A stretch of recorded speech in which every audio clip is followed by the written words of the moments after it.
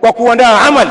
Sasa hadithi ya Anas, nikimalizia hadithi hii, ikalitaja jambo la mwisho la tatu ambalo hubakia hapa, haliondoki, linabaki na marehemu, ni amal, matendo aliyoyafanya, min khairin wa sharrin, ikiwemo ni matendo ya kheri au ni ya shari.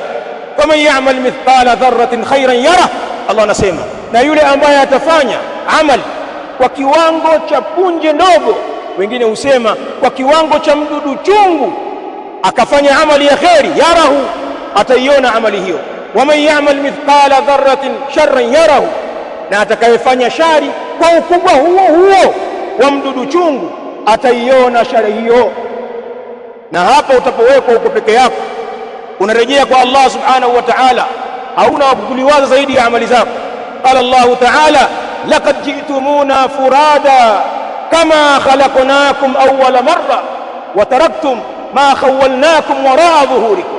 Allah anazungumza wazi katika sura al-An'am, laqad ji'tumuna furada, kwa hakika mmetujilia huku kwetu akhira mkiwa mko peke yenu.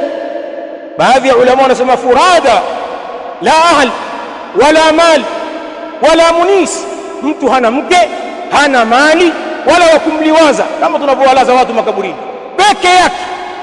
Tujalia alikuwa na ndugu huyu, ana mume huyu, na kama ni mke tunawalaza, na kama ni mume analazwa hapo, ana mke wake, kuna mtu anabakia naye. Hata wale wenye kulia kwa uchungu hawabaki hapo, tukiondoka wataondoka na sisi.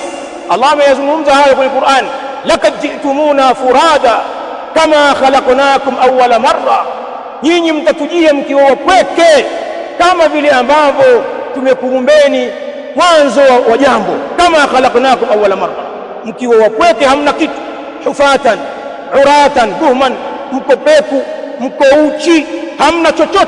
Ndivyo tulivyozaliwa, hatuna kitu, uchi wa mnyama. Hivyo hivyo tutarudi kwa Allah subhanahu wa ta'ala. Allah anasema, wataraktum ma khawwalnakum wara'a dhuhurikum, na mtayawacha yale yote ambayo tumekumilikisheni nyuma ya migongo yenu, mtaziacha mali zote.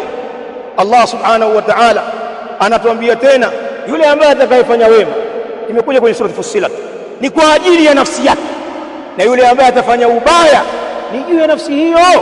Wama rabbuka bidhallamin lilabid, na hakuwa Mola wako mlezi ni mwenye kuwadhulumu waja.